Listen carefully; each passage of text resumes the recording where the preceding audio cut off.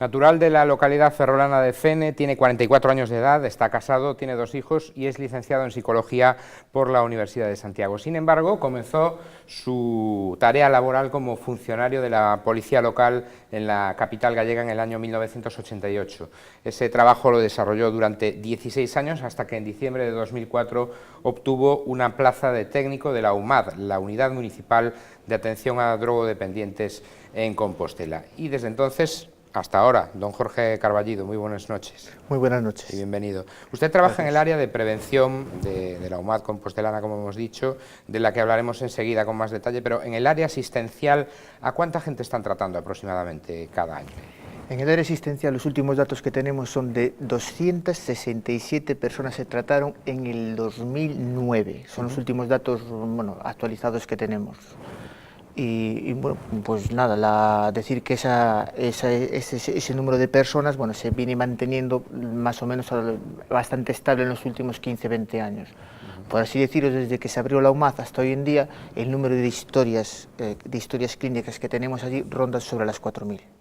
Estos 267 del año 2009, por ejemplo, la mayoría de ellos que son relacionados con el alcoholismo o con otro tipo de drogas. El patrón, la población principalmente que atendemos está relacionada con el consumo de heroína inhalada, principalmente el 40%. Un 25% se engloba en el consumo de cocaína y un 18% del de hachís. Esos son los principales rangos en porcentajes que tenemos. ¿Y cuál es el perfil de usuario de la UMAD? El perfil de usuario de la UMAD es un varón. ¿Predominan los jóvenes, las personas...? 30 años de edad, adulta. 33 años de edad, normalmente soltero, que vive en el entorno familiar. Normalmente un porcentaje bastante amplio viven de su trabajo, con expectativa de trabajo o con ganas de trabajar. Empezaron su consumo sobre los 20 años, llevan con un historial de consumo sobre unos 12, 13 años, y ese es principalmente el perfil que tenemos. ¿Y nivel económico o cultural? El nivel cultural principalmente secundaria. Los estudios generalmente que tienen son los de secundaria. Vayamos a la parte que le toca a usted, la parte de prevención en la que trabaja. Creo que operan ustedes en 3 niveles diferentes, ¿no? Sí. Escolar, padres de niños que están afectados o bien padres que en general buscan información, y la parte de juventud y ocio, ¿no? Efectivamente, son los tres grandes pilares de los que trabajamos. Dentro de la escuela, o un servicio completo hacia los padres y también hacia la juventud. Y ese capítulo de la juventud y ocio es el más complicado, ¿no? El más difícil. Efectivamente, tenemos ahí una gran piedra angular que es el de la juventud y el ocio, que es bastante complicado llegar. Bueno, sobre todo también esta última temporada se estuvo poniendo bastante de moda el tema de los consumos de alcohol en la vía pública, y bueno, sobre el que más nos mandan, estamos dispuestos a incidir, y las directrices son que incidamos en esa prevención. ¿Pero por qué cree que beben tanto los jóvenes gallegos y españoles y de esta manera? ¿No hay alternativas de ocio? ¿Es un problema de educación? ¿O copian los hábitos de nosotros, de los padres? Vale. Yo primero quería, para situar bien este problema, quería definirlo de esta forma. Vamos a ver, los jóvenes cada vez consumen menos alcohol.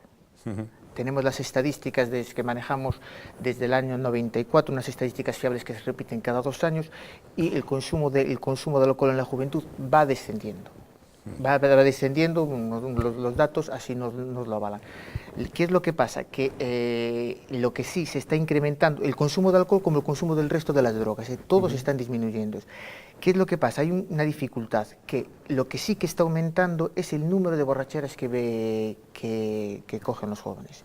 Si en el 94 le preguntábamos a los jóvenes de Galicia, incluso hasta de España, ¿cuántas borracheras te cogiste durante el último mes? La media era de 1,2. Hoy en día, si les preguntamos a los jóvenes cuántas borracheras se cogieron durante el último mes, aumentó considerablemente. El dato concreto tendría que consultarlo, pero creo que está en torno al 2,4, así. Es decir, que parece que cambió el patrón de consumo. ¿Al mes? Sí. De los que beben. Pero la gran mayoría de los jóvenes no consumen alcohol diariamente. Es decir, se reduce el porcentaje de jóvenes que beben, se reduce el consumo habitual, pero aumenta el número de ingestas puntuales abusivas, muy importantes, ¿no? ¿Qué es lo que podemos hacer los padres, le decía, para evitar esa práctica tan perniciosa y peligrosa, ¿no? Efectivamente, es un peligro, el principal peligro es para la salud, ¿no? Bueno, pues principalmente para los padres hay una cosa clara que se debe tener en cuenta, ¿no? Si un niño, nuestro hijo es menor de edad, menor de 18 años de edad, no puede beber alcohol.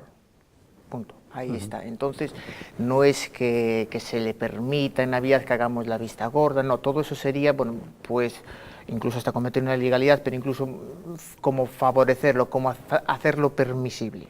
Y para aquellos jóvenes mayores de edad, ¿qué es lo que le podrían decir los padres? Bueno, pues que hay muchas formas mejores de divertirse y que los jóvenes lo saben hacer perfectamente antes que el consumo abusivo de alcohol. Porque parece como que le quitamos un poco de importancia al alcohol, no pasa nada, una borrachera de vez en cuando y tal, pero claro, en un menor de edad las consecuencias físicas incluso psíquicas o psicológicas pueden ser muy importantes, ¿no? Sí, ahí tendríamos ya que tratar con otros especialistas, que serían los especialistas, bueno, pues los médicos o los psiquiatras, ¿no? Donde nos podrían hablar de esos daños que causa el alcohol, pero efectivamente son unos daños que causan y que están ahí. Y bueno, ahí no tengo nada más que decir. El botellón es un fenómeno, por cierto, importado del sur de España, que desgraciadamente ha cuajado también aquí en Galicia. Y ¿coincide usted conmigo en que se trata de un problema complejo y por lo tanto su solución también es complicada? Sí, efectivamente. El botellón tiene tres elementos fundamentales. El principal elemento es, como puede ser el de la salud, pero también hay un elemento social y otro elemento de desperdicios que dejan la vía pública, ¿no? de molestia a los vecinos y de desperdicio. Entonces, bueno, rotura de mobiliario urbano y demás. Sí. Entonces son tres palos sobre los que hay que actuar en el botellón y es un problema difícil, es un problema que, bueno, pues que hay que, como todos, hay que poner sello y tratar de solucionarlo. Y en los botellones hay también otras drogas, claro. Uno de los problemas también, algo que tienen que tener en cuenta los padres, tanto principalmente de la gente mayor de 18 años, es que cuando nuestros hijos van al botellón, van a beber alcohol por botella. Si están en un bar, ese consumo de alcohol va a estar algo controlado porque tendrán que pedirlo y que se lo sirvan dosificadamente. Incluso el camarero, si ve que está empezando a estar muy embriagado, es probable que no le sirvan más. En un bar, en un pub, en un local público, probablemente no les dejen fumar otra clase de drogas ni consumir otra clase de sustancias, porque bueno, las sanciones pueden ser bastante, ¿no? Hay unas medidas de seguridad, todo eso en el botellón no existe. Entonces, cuando nuestros hijos van al botellón, los exponemos a todos esos factores de riesgo y todos esos peligros. Por eso, los padres debemos ser conscientes que esos consumos masivos de alcohol en la vía pública no son el lugar adecuado para nuestros hijos, y menos para que se diviertan, porque no es realmente una diversión. Y además los locales tienen unos controles sanitarios y demás que cumplen o deberían cumplir y por lo tanto Totalmente. Es mucho más seguro, ¿no? Los distintos concellos han optado en Galicia por distintas soluciones también para el botellón. Hay algún alcalde que ha preferido mirar para otro lado diciendo que esto del botellón es una forma de socialización de los jóvenes, que no tiene importancia y tal. Otros han creado recintos específicos para el botellón, los famosos botellódromos, y otros, como el de Santiago, Gerardo Conde Roa, están multando a los padres de menores que acuden a él, al botellón, aunque complementan, eso sí, estas sanciones con otras medidas educativas y de alternativas de ocio, ¿no? Sí. Esta es la mejor opción. ¿Cuál es la mejor opción? Desde luego no hay ninguna discusión. Si hay una ley de consumo de alcohol de menores, esa ley se debe hacer cumplir. Desde luego lo de mirar para otro lado y no sobre todo en el tema de los menores. Y aquí en Santiago, aparte de la ley del alcohol de menores, también tenemos una ordenanza municipal de convivencia que regula el consumo de alcohol en la vía pública, de bebidas en la vía pública, efectivamente, que también es totalmente aplicable, que fue del gobierno anterior, que está ahí también para llevar a cabo, vamos. Usted es psicólogo, pero trabaja al lado de los médicos, del personal sanitario, en la UMAD. Lo que decía antes, usted lo sabe mejor que yo, aunque no sea un especialista en esa materia, pero ¿qué consecuencias físicas tiene un coma etílico, por ejemplo? Un coma etílico, pues yo realmente lo desconozco. Lo que le pasa al alcohol con los jóvenes es que normalmente no ven los efectos a corto plazo. El alcohol, por su forma de comportarse ante el organismo, se manifiestan todos sus efectos más perniciosos a largo plazo. Y entonces eso es lo que confunde un poquito a los jóvenes, ¿no? Porque total, mañana me pasa. Y eso es lo que confunde. Pero bueno, los daños físicos que presenta están ahí. Volvamos a la parte psicológica, la suya. ¿Qué le cuentan los jóvenes? ¿Cuáles son las motivaciones que tienen para ingerir alcohol de esa manera? La mayoría de los estudios que yo tengo, que yo tengo visto y con los que trabajo, el gran porcentaje de los jóvenes, casi un 40%, dice que van al botellón por una única razón, que es por pasarlo bien, como una forma de ocio, como de olvidarse. Eso es el principal motivo por el que dan, pasarlo bien. Pero quizá la gran diferencia con el consumo de alcohol, que siempre lo ha habido de otras épocas, es que antes se hacía pues para relacionarse, para ligar, para acercarse a otras personas y charlar, y en los botellones prácticamente no existe eso, porque el consumo es tan elevado que prácticamente es imposible llevar adelante una conversación normal. Sí, efectivamente. Y no de estudios concretos sobre cómo funciona el botellón por dentro, de esos aún no vi ningún estudio avalado, ¿no? Pero bueno, por observación, que nosotros vamos también a muchos botellones, por observación lo que vemos es que en el botellón efectivamente están todos en grupo, pero forman grupúsculos, y cada uno tiene su sitio y su espacio, y se relacionan solo con ellos mismos. Y después también lo que dice, llega un momento que el consumo, como es por botellas, es imposible mantener una conversación, un diálogo, una socialización.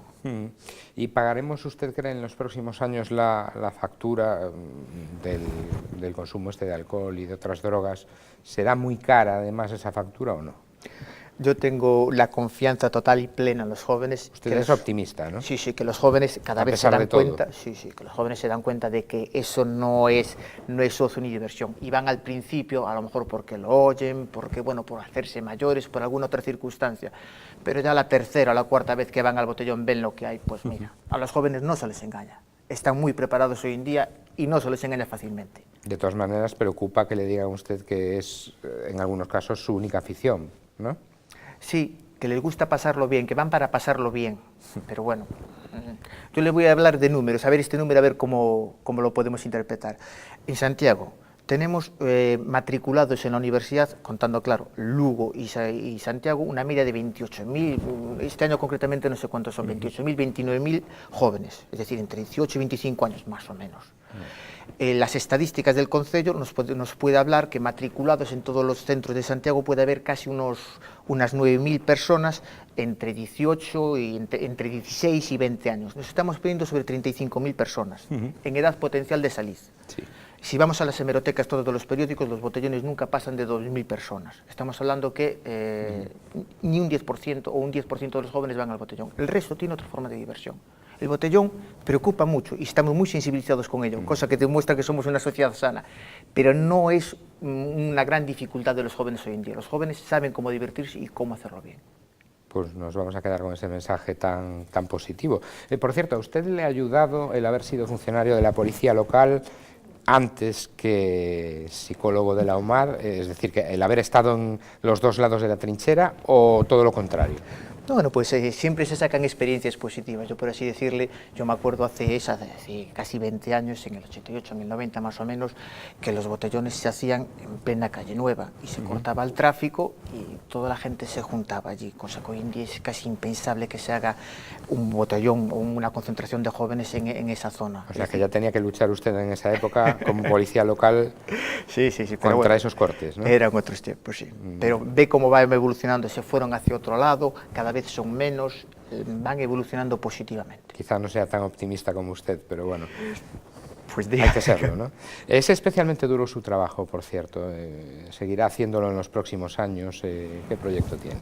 No, yo seguiré en mi puesto de trabajo y decirle que no es duro, que los jóvenes son muy agradecidos. Los jóvenes saben perfectamente quién los trata de manejar, quién no, quién les da opciones y quién no, y quién los informa adecuadamente. Por cierto, los curan ustedes, ¿no?